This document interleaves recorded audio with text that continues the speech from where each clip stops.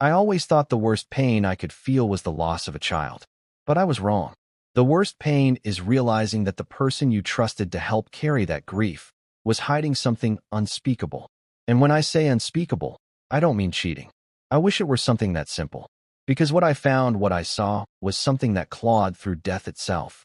It started on a Wednesday morning and ended with a voice I thought I'd never hear again whispering my name. My name is Claire, and I've been married to Thomas for 11 years. We were what people called a strong couple. We'd endured what most couples wouldn't survive: the death of our daughter, Lila, when she was 9 years old. A car accident. She'd been with my sister on the way to ballet. I never blamed her. Not really. But something inside me cracked that day. I don't think it ever fully healed. Neither did Tom. We grieved differently. I clung to photo albums, replayed her voice in old home videos. He shut down. He threw himself into work, rarely cried, never talked about her. At first, I respected it. Everyone has their way. But lately, I'd started to feel something. A coldness. An emotional distance. He was spending more time at the office, coming home late. The usual red flags. So yes, I did something I'm not proud of. I went through his car. Just a quick look: glove box, center console. I wasn't expecting much. Maybe a receipt, a perfume sample, something cliché. But instead, under the driver's seat, I found a burner phone. Black. Basic. Old school. No fingerprints. No case. I froze. Why would Tom need a second phone? My hands were shaking as I turned it on. There were only 6 messages. All from one contact. Lila Purple Heart. I thought I was going to vomit. The first message was dated 2 weeks ago. Daddy, it's cold here. Can you bring me my pink sweater? The one with the unicorn. I dropped the phone. My breath caught in my throat. Was this some sick joke? Was this some sick joke? I picked it up again. My thumb hovered over the screen as I read the second message. I saw Mommy crying again. Why don't you hold her like you used to? Each message was like a knife. There's a hole in the wall here. I hear whispers through it. Don't forget me. I don't like the dark. It smells like burnt things here. And then, the most recent one, from the night before. I know what you did, Daddy. I sat in the garage, the phone heavy in my lap, my heart pounding so hard I thought it might explode. Was he texting himself from this account? Some twisted way of coping? Or had someone else gotten access to photos or recordings of our daughter? Was someone impersonating her? Or, the thought I couldn't bear, was something else trying to speak through that phone? That night, I didn't sleep. I waited for Tom to come home. He was late. Again. When he walked through the door, tie loosened, exhausted, I didn't waste a second. I slammed the burner phone on the kitchen table. What the hell is this? His face drained of color. He didn't even pretend. His eyes locked on the phone like it was some kind of snake. Where did you find that? He asked. Under your seat. Answer me, Tom. Why are there messages from our dead daughter on that phone? He didn't speak. Didn't move. Just sat down. And then, and I'll never forget this, he started crying. But not like a man caught in a lie. He wept like a man who'd been hiding something too heavy for too long. And then he said, I didn't mean for it to start. But once it did, I couldn't stop. He told me everything. It started 6 months ago. He was working late, alone at the office, when he received a call from a number he didn't recognize. Just static. But then a voice came through. Small. Fragile. Familiar. It said, Daddy, I'm scared. He told me he dropped the phone. He thought he was hallucinating. But the voice came again the next night. And then, messages began appearing on a burner phone he bought for work privacy. Messages he swore he never responded to.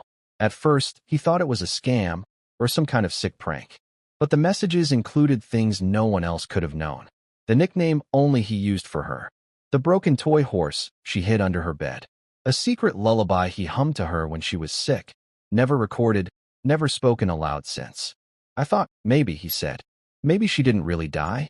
Or maybe part of her stayed behind. I just needed to hear her voice again. That was when he began responding. One-word replies. Tentative. Careful.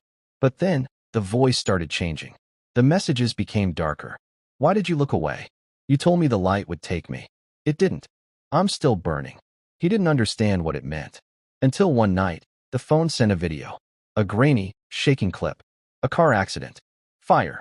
Screaming. It wasn't her accident. It was different. Older. Wrong somehow. But he recognized the girl. Not Lila, but something trying to wear her face. He tried to get rid of the phone. He smashed it. Burned it. buried it. But each time, it came back.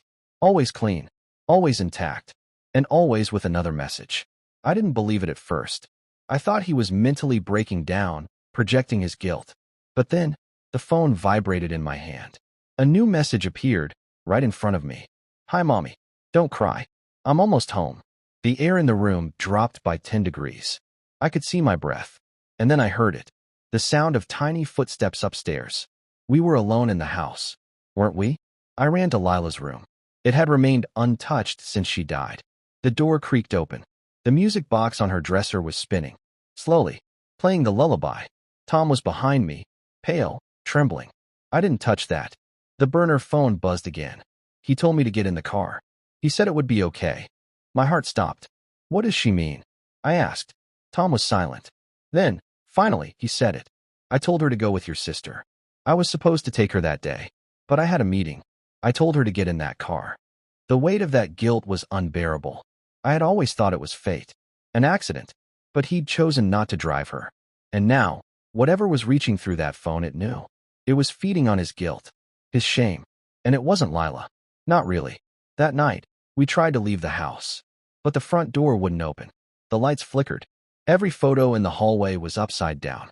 Tom's phone began ringing. The regular one. He picked it up, and his face twisted in horror.